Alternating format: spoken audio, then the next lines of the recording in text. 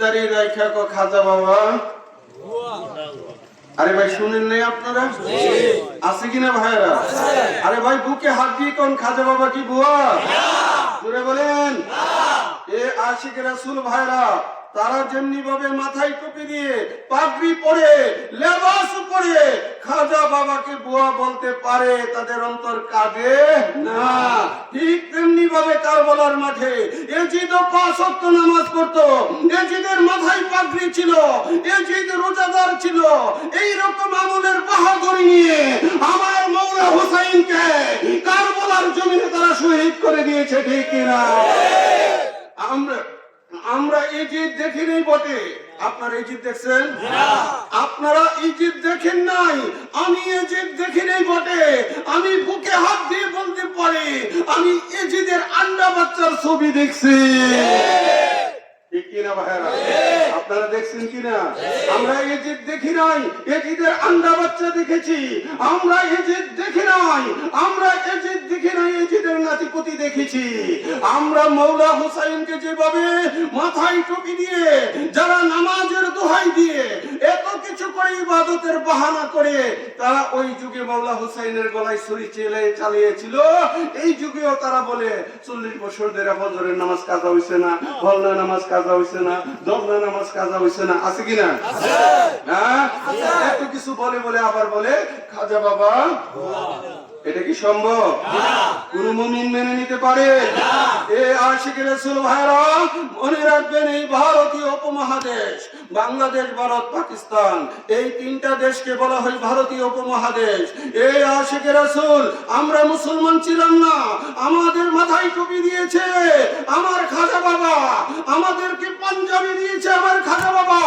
ওলিরা এই দেশে এসেছে, খানকা স্থাপন করেছে, মানুষকে অক্ষর জ্ঞান দিয়েছে, আমাদের হাতে কোরআন শরীফ তুলে দিয়েছে, তাসবিহ তুলে দিয়েছে, আমাদেরকে ঈমান শিক্ষায় শিক্ষিত করেছে। আল্লাহর ওলিরা দেখে না।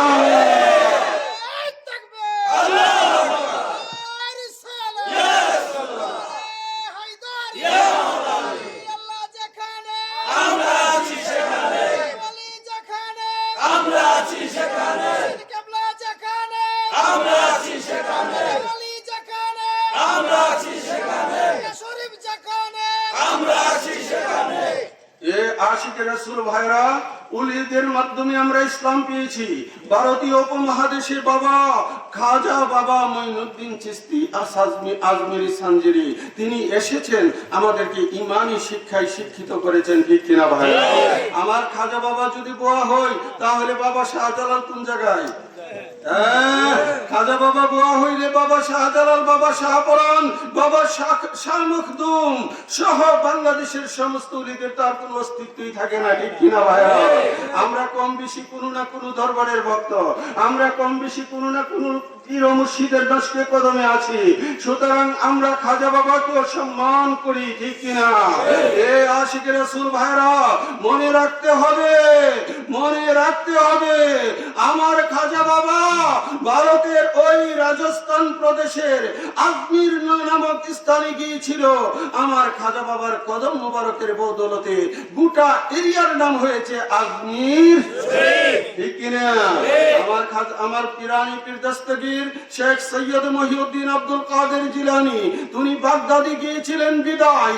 বাগদাদকে আমরা শুধু বাগদাদ বলি না, আমরা বলি বাগদাদ। এই গ্রামের নাম কি ভাইরা? দক্ষিণ চরবাসানিয়া গ্রামে গুলে মদিনা দরবারের মহান মুর্শিদ কেবলা এসেছিল।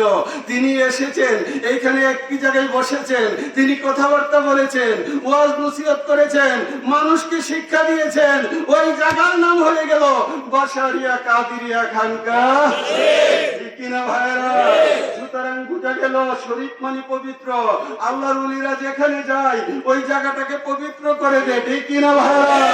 কিন্তু সাধারণ মানুষ ওলি আল্লাহর শান বুঝতে পারে না।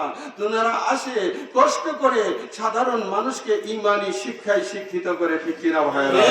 এ আশিক রাসূল ভাইরা, আমার মহান মুর্শিদ কেবলার নশকে কদমে আমরা যারা আছি, আমরা যারা গুলে মদিনা দরবার শরীফের পরওয়ার, আমরা যারা মহান মুর্শিদ কেবলাকে ভালোবাসি, আমরা তারা আল্লাহর ওলিকে মানি কিনা? জোরে বলেন, মানি কিনা ভাইরা? সকলে আল্লাহর ওলিকে মানি, ঠিক কি না ভাইরা?